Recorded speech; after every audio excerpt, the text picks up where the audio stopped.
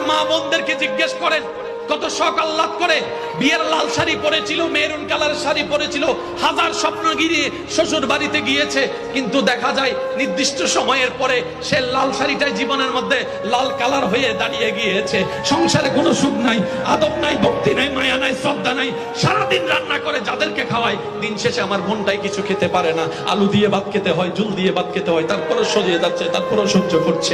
কিছুক্ষণ ওনার কটু কথা, কিছুক্ষণ ওনার কটু কথা, কিছুক্ষণ ওনার যৌতুক নিয়ে কথা, হাজার কথা শুনে যখন মনে তো কষ্ট, মানুষ তো রাতভর কান্না করে, বাথরুমে গিয়ে কান্না করে, বালিশ চিপে কান্না করে। হঠাৎ করে যখন ডোরবেল বেজে উঠে, বুঝতে পারে আমার বোন মেহমান এসেছে, দ্রুত মুখটা ধুয়ে মেহমানকে আমন্ত্রণ জানানোর জন্য, খালা শাশুড়িকে, মামা শাশুড়িকে আমন্ত্রণ জানানোর জন্য সামনে চলে গিয়ে ওই হাসির অভিনয় করে, অন্তর দুঃখের সাগরে মুখে হাসির অভিনয়। প্রত্যেকটা মানুষের জীবনে বেশিরভাগ এমন কথা বলেন, ঠিক কিনা?